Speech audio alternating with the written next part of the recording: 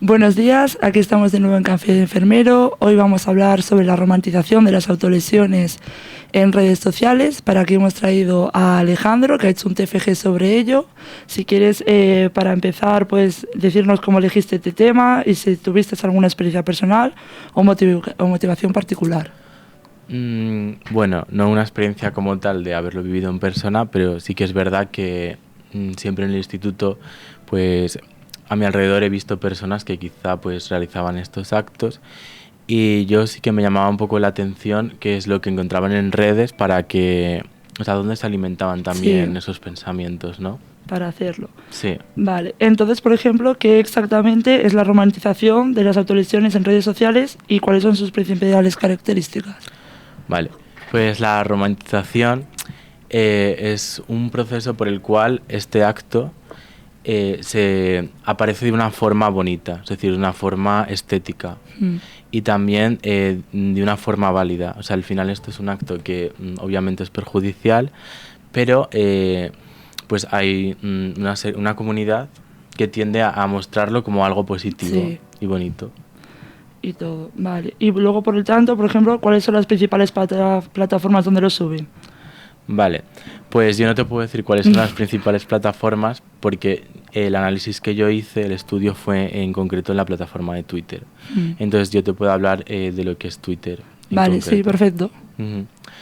Y eso, pues ahí sí que hay una amplia comunidad de este fenómeno y sí que es verdad que, por ejemplo, a veces había como enlaces a otras páginas con un contacto más directo como puede ser Discord o Donde más... ahí a lo mejor se hacían llamadas Sí.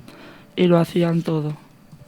Y luego, por ejemplo, el perfil de estas personas que realizan estas actividades. Vale, pues se ha detectado tras hacer el estudio, en un primer lugar, si nos fijamos en la edad, son la mayoría menores, o sea, una media en torno a 16 años. O sea, bueno, sí que se han tenido en cuenta mucho los criterios éticos porque al final la forma en la que lo hacen garantiza el anonimato, es decir, nunca muestran sus caras, pero sí, o sea, sí que es verdad que se ponen su edad y entonces en torno a eso es en lo que Se ha basado. se ha basado exactamente.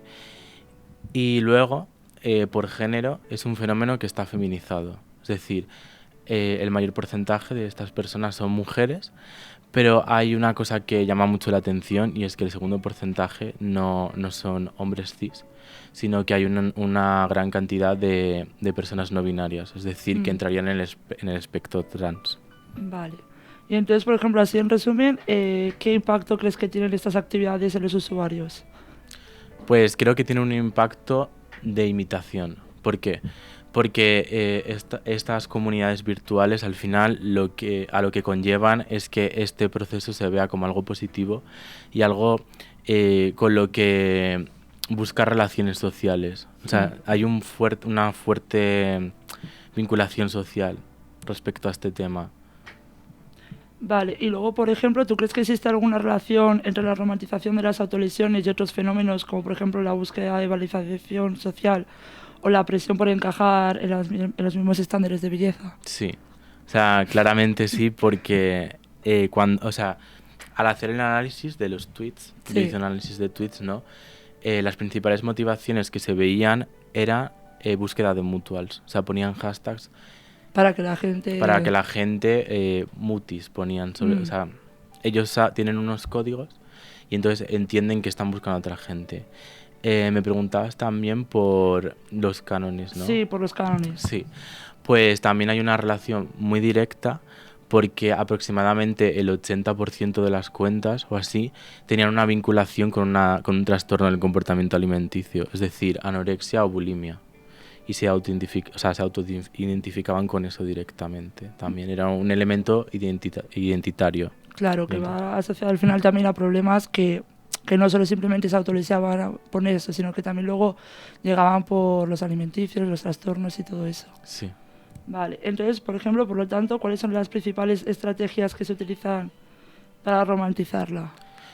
Em, pues yo creo que la principal estrategia, bueno, el lenguaje en sí es una estrategia porque tú, la forma en la que cuentas algo, puedes estar cambiando mucho el contenido de lo que estás diciendo. Entonces es una forma como poética ¿entiendes? O sea, como ensalzando el hecho y, y eso, pues contando, o sea, como algo bonito. Sí, como que lo idealizaban, algo que no debería de Exactamente. idealizarse. Pero también hay algo muy importante y son los recursos artísticos o gráficos. Y es que utilizaban mucho imágenes del mundo manga.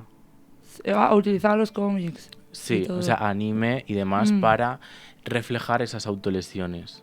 Porque es verdad que no aparecían autolesiones explícitamente dentro de estos hashtags, pero sí lo hacían mediante esto. Y creo que es importante mencionar un concepto que hay dentro del manga, que es el concepto kawaii, que un poco lo que hacían era, o sea, es mostrar como personas que son vulnerables en la sociedad heridas.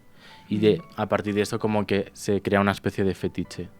Sí, y al final luego también a partir de ahí es lo que utilizaban para basarse. Sí.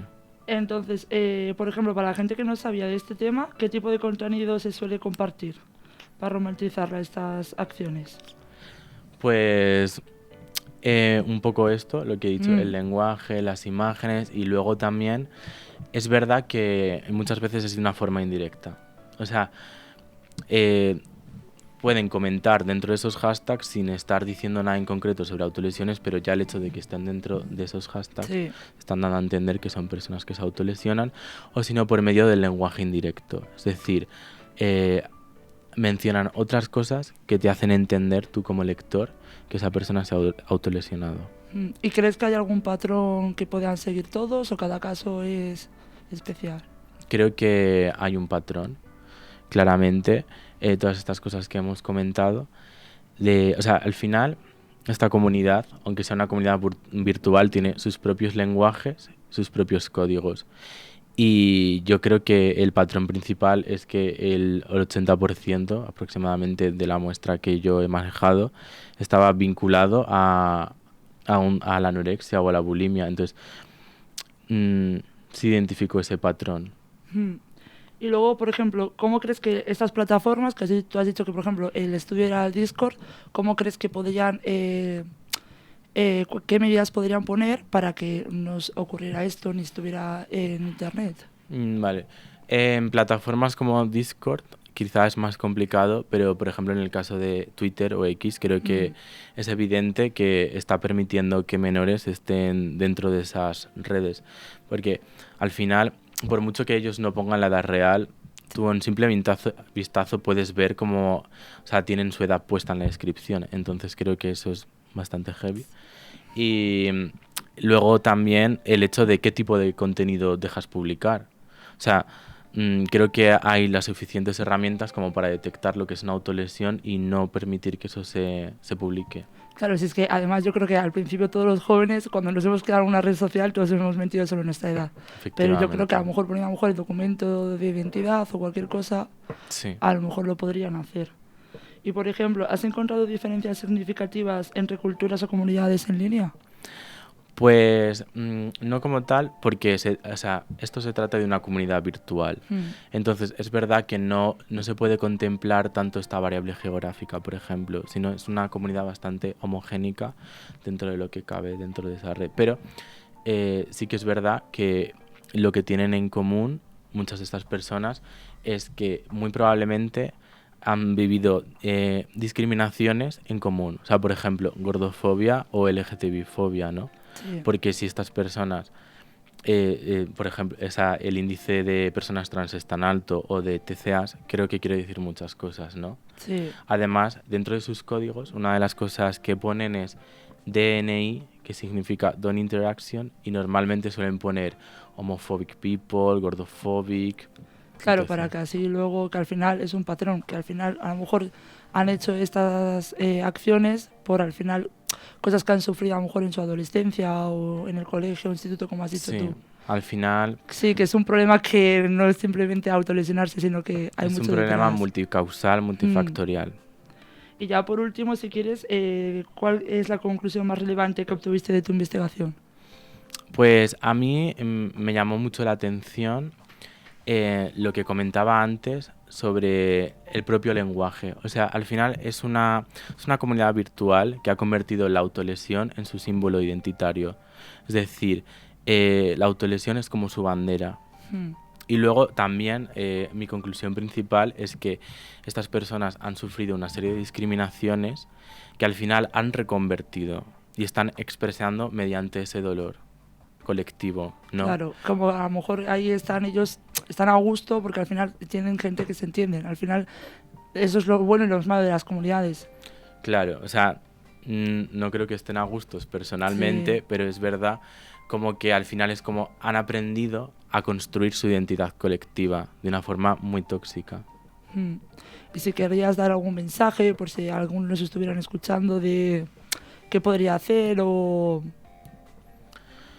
Pues creo que lo que podría hacer, lo primero es si alguna vez has tenido la tentación o el pensamiento es exteriorizarlo, contarlo a la gente, porque también creo que una de las cosas por las que ocurre esto es que realmente esto es un tabú.